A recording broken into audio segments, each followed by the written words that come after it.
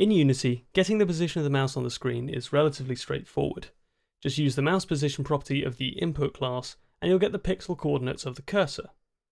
However, while getting the screen position of the mouse can be simple, if you want to actually do something with it in your scene, you'll need to convert it to a position in the game world. In this video, I'm going to show you how to do exactly that, and how to translate the mouse's on-screen position to a real position in your scene, how to fire rays from the camera to interact with objects in 3D, and how you can use planes to use the mouse in your scene without using colliders.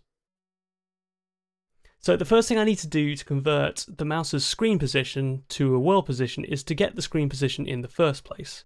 And this works by using the mouse position property of the input class.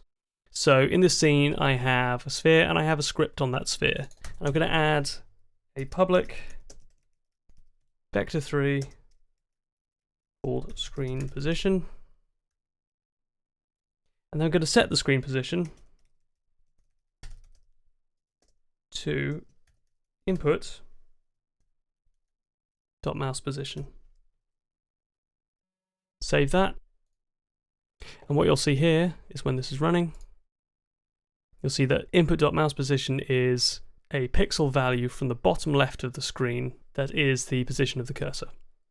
So for compatibility reasons, this is a vector 3, although the z value is always 0. One thing to note, this method only works if you're using Unity's legacy input manager, which as of right now, it's still the default input method in Unity. However, if you're using the new input system, you'll need to replace Input.mousePosition with Mouse.current.position.ReadValue. So once I have the screen position, I need to convert it into a real position in the world that I can actually use with other objects. And I can do that using the screen to world point function. So for example, let's say that I want to move this sphere to the position of the mouse on the screen. So the sphere has a script on it, and in that script I'm going to add another public vector3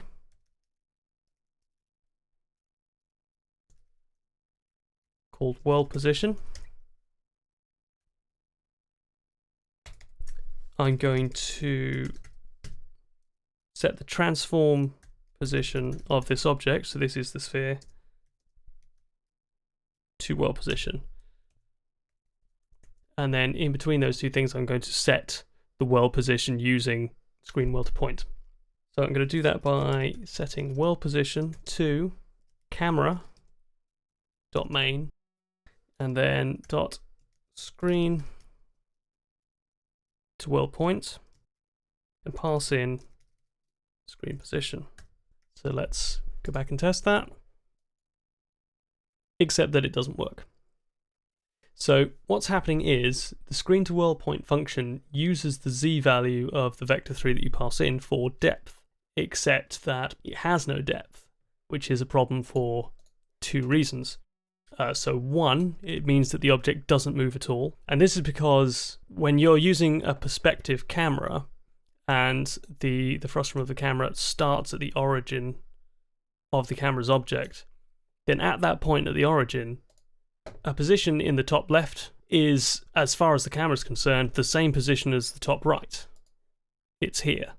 So you can't actually perceive any movement when the value is converted to a world position. Two, even if it did move, you wouldn't see it, because it's behind the near clip plane of the camera. So this is the near clip plane, and anything behind that isn't visible.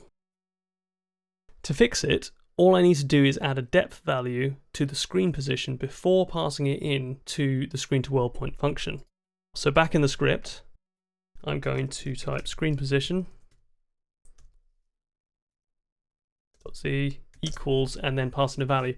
Now I could use any value for this as long as it's enough to put it in front of the near clip plane. This is going to work, but what I can just do is I can set it to the near clip plane directly. So camera domain dot near clip plane. Then if I change the near clip plane, it's still going to work. What I'm going to do is I'm going to add 1 unit to that as well.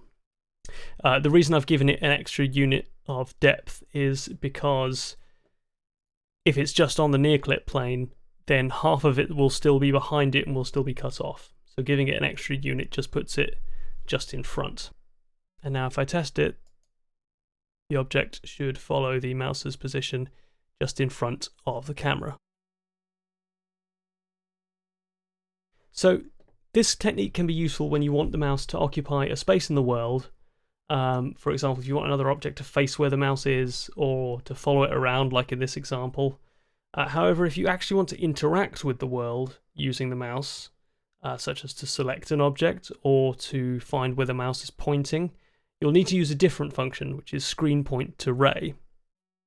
So screen point to ray works in a similar way to screen to world point, in that it takes the mouse's pixel position and converts it into a real world position.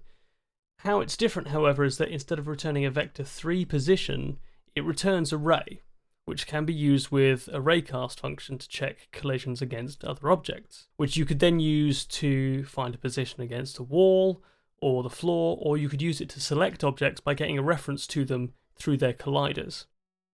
First, I need to define a ray in the update loop by using the screen point to ray function. So I'm going to go back into the script, and I'm going to take this out because I don't need it, and take that out. So I'm going to declare a new type of ray called ray and set it to camera.main.screenPointToRay and pass in the screen position. A ray is essentially, all it is a definition of a line based on a point of origin and a direction.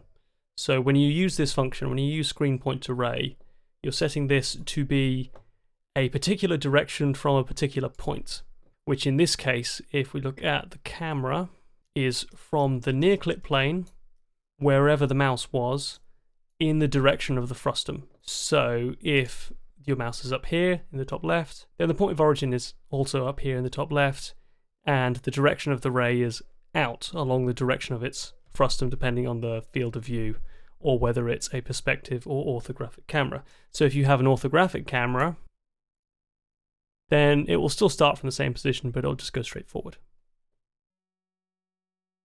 So once I've defined what the ray is, I can use that ray with a raycast function. So unlike the screen to world point function, which all it was really doing was projecting the mouse into the scene, for this to work, it actually needs to hit something else. So I'm just going to enable an object with a collider. I've got this cube object. And now I can check for collisions against that. I do that with the physics.raycast function. So if physics.raycast, and then I can pass in arguments, the first being array, and then next I'm going to type out raycast hit data, and then curly brackets.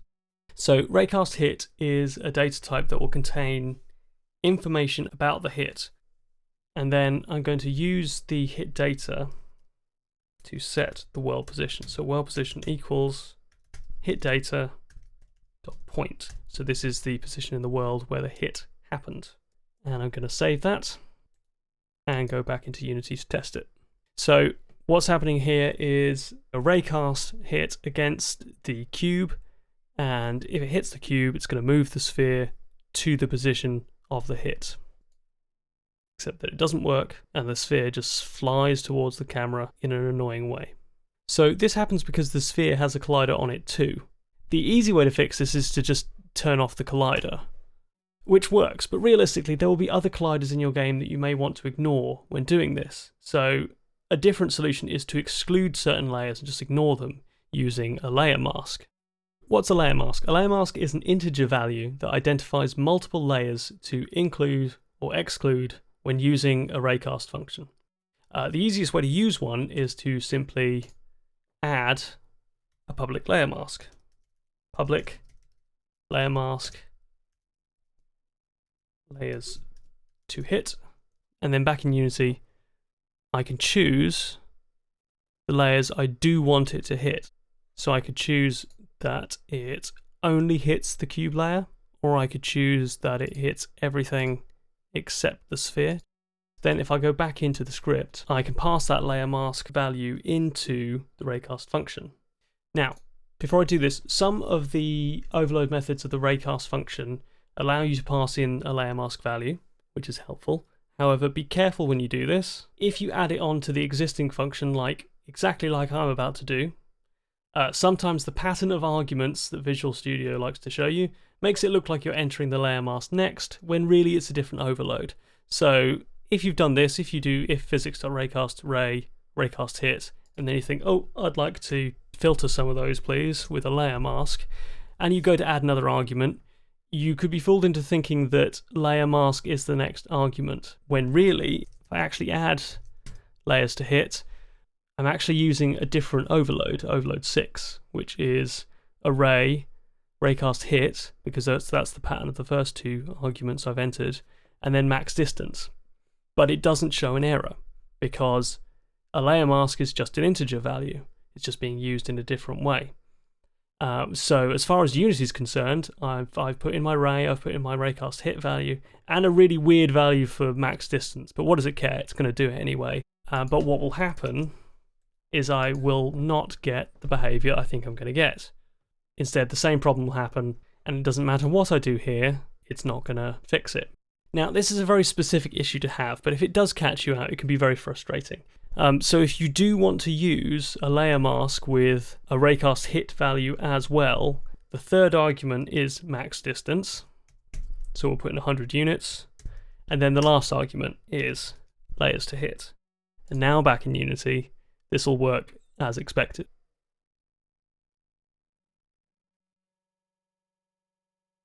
So using a public layer mask value is the easiest way to define what the raycast hit should or should not impact with. However, it's not the only way to do it. You can enter the value directly. So the way Unity uses a layer mask is that it's an integer number, but it uses the binary value of that decimal number to decide which layers are used and which are ignored. The binary version of an integer will be a series of zeros and ones from the right to the left, and any position that is a 1 will be a layer that is used. So if I go to the list of layers, so for example, if I wanted to enter a normal decimal value to use the cube layer, which is what I'm using, the cube layer, it's called layer 7, but it is the 8th layer in the list, then the binary value needs to be a 1 with 7 zeros after it. Now, in decimal, that's the number 128, because there are no 1s, no 2s, no 4s, no 8s, no 16s, no 32s, no 64s, and 128 to make that decimal number. So if I go back into the script, and instead of passing in the layer mask value, I simply type 128, this should still work. And it does. This works, but it's not the easiest way to work out what the number should be. And if you're just using one layer, there's an easier way to do it. Instead of entering 128, all I need to do is enter the number 1, bit shifted by the layer number, which is layer number 7. And again, this should work. It's just a convenient way of thinking, I want to use layer 7. So all you need to do is 1 bit shift 7. Alternatively, if you want to use all of the layers except for 1, you can use the bit inverse operator. So say, for example, I wanted to do every layer except for the sphere, which is layer 8. Do the same thing here, except instead of 7, it's 8. Then put that in brackets, so it happens first, and then put a tilde in front of it. So again, this should work. And it does. So what if you don't want to use colliders to get the mouse position in your game? For example, what if you just want to be able to find the mouse position against a flat surface? So you can do that using the plane raycast method. Plane raycast is an extremely useful function for getting the mouse position against an invisible surface. I like this method a lot because it's lightweight and it works without using colliders. So to use this method, I need to declare a new plane. So I'm going to go back into the script, I'm going to remove this because I'm not using it now, and I'm going to remove the layer mask as well because that's not relevant to this, and I'm going to declare a new plane called plane equals new plane. And then to define it, I need to pass in 2 values. So the first is the direction that the plane is facing using its in normal. So if I want a flat horizontal plane, I could use vector 3 up for this, or I could use vector 3 down. these are just shorthand for 0, 1, 0 for up, or 0, -1, 0 for down. So they're unit vectors, they're normalized vectors, and it needs to be a normalized vector that you pass into this. And the second value, using this particular overload, is a distance value. So this is the distance from the origin. So I could use this to make the plane 2 units higher, or 2 units lower from 0. Alternatively, I could pass in another vector 3 that is a point in the world that the plane has to pass through. But because this is a horizontal plane, that's not going to make any difference here. The only thing that's going to make a difference is how high or low it is. Now, the reason that I've used vector 3 down for this, and feel free to correct me in the comments if I'm wrong about this, but as I understand it, the normal is the direction the plane faces, and the in-normal, which is the value that the plane constructor takes, is the opposite side of that, which means that if you use vector 3 down to create a horizontal plane, you can use a positive value to raise it up higher. So if I want to create a horizontal plane and I decide I want it to be 5 units up from 0, I can do that. Whereas if you think I want the plane facing up, I'm going to pass in vector 3 up and then give it 5 units, it'll actually go down by 5 units, which just it's not a problem. You can just minus it and put it the other way, but it just makes it a bit easier to be able to add a positive value to raise something up or a negative value to raise something down. Also, this makes it a bit easier to match the height of certain objects, for example. So now that I've defined the plane, I can use it in a raycast function. So I can just type if plane.raycast. So this is not the plane class, this is the instance of the plane, and then pass a ray into that, so the ray that we're already using with screen pointer ray. And then because this doesn't hit anything, there is no raycast hit data to come out of it, but there is a distance value. So if I type out float distance, and this will be the distance of the ray when it intersected with the plane.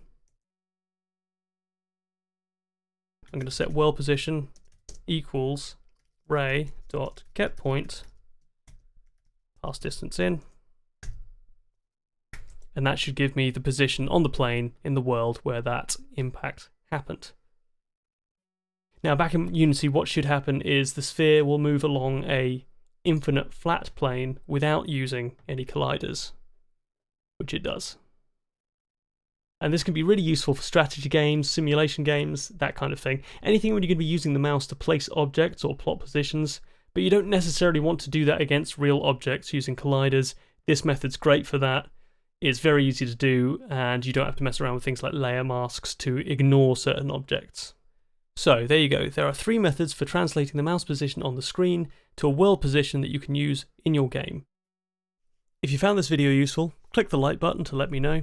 Get subscribed if you'd like to see more videos from me in the future, and leave a comment if you've got some advice on this that you know someone else will find useful. I'll see you next time.